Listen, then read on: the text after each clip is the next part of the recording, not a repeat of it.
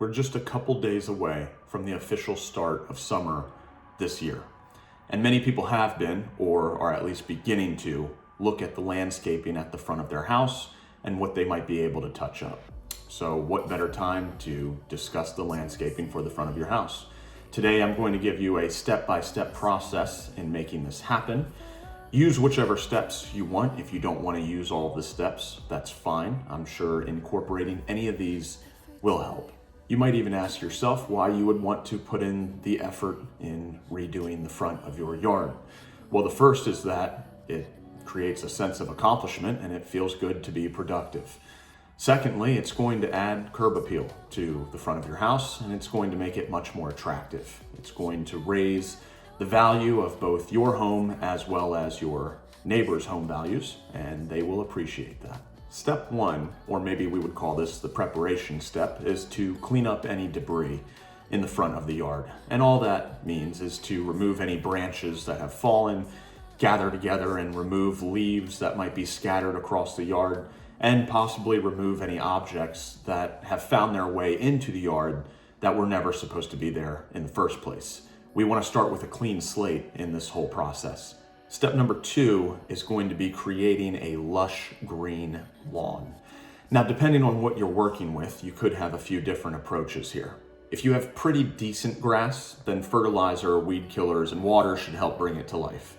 If your yard is dead, dirt, or just a bunch of weeds, you're going to need to start over and plant new grass. If you have the funds and you'd like to dodge all of this work, you could just buy sod and have that installed and immediately transform your whole lawn. Sod, as well as the installation, is priced on a square foot basis, so you'll want to calculate that based on your own specific yard size. A nice sized front yard can usually be covered for about $2,000. With any of these options, you're going to obviously have to both water and cut your grass. Just make sure that you're looking up how to do it properly, because a lot of people do not do it properly.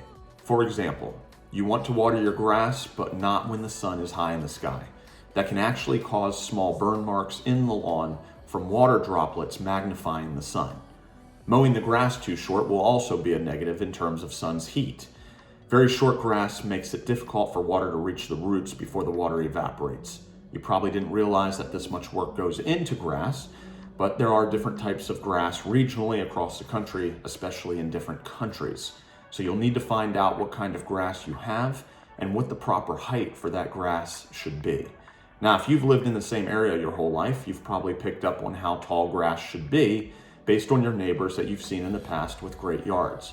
But if you've relocated to a different area, cutting grass to the length of previous homes could be incorrect and unhealthy for the lawn. Step number 3, now that we have a clean slate to work with, is that you're going to want to step back into the street and look at the big picture. This view here is going to be the vantage point that anyone approaching your house is going to see. This is the picture that will eventually become your home's curb appeal. Step number 4 is going to be creating a landscape color scheme.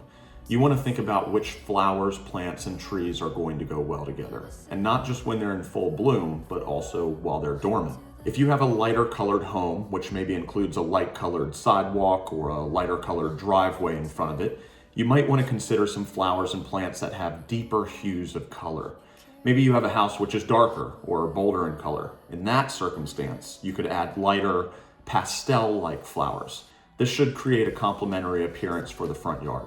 Step number 5, if you don't already have one, is to install a brick or pavestone walkway leading up to your front door. The addition of this walkway makes the home feel very welcoming when you walk up to it. Just remember that when picking out the color of the brick or the stones, you have them match the color scheme that I had mentioned in the previous step. If your home and landscaping has a lot of deep color, go for a lighter walkway, and vice versa. Step number 6, and probably a question that you've been asking yourself during this video, is which plants, shrubs, or trees should you plant exactly? This really depends on how much effort you want to put into your yard every year. If you don't mind consistently caring for your yard, or maybe taking care of the yard as a hobby of yours, well then feel free to plant whatever you would like. Personally, I would rather complete the landscaping in good fashion with low maintenance plants, which wouldn't require too much effort in the future to keep everything looking good. Below in the description of the video, I'll include a number of low maintenance plants to get you started. Since we're on the topic of low maintenance items, we might as well mention mulch here.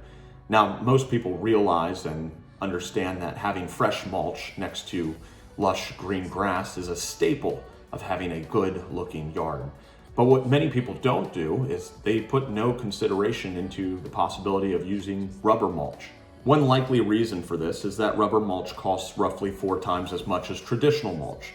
However, traditional mulch needs to be replaced each year, whereas rubber mulch can be replaced every 10 years. So yes, it is an initial investment, but it does become cost efficient over time, since 4 years of traditional mulch will cost the same amount as 10 years of rubber mulch. Whether you go with traditional or rubber mulch won't really affect the appearance. This was just an additional thought that you might want to consider. Step number 7, and the last step that I have for you today, is bringing life into your yard. And when I say life, I mean actual living creatures.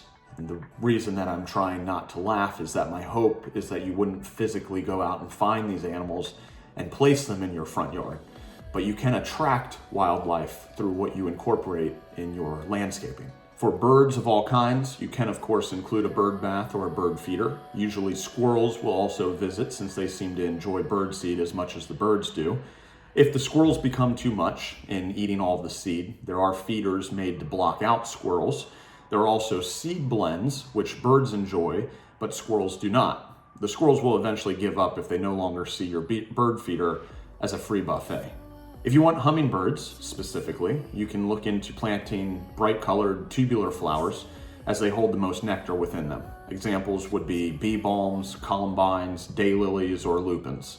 For butterflies, you can look into butterfly bushes, and if you're looking to support the bee population, you can take a look at primroses, saffrons, meadow flowers, or fruit trees.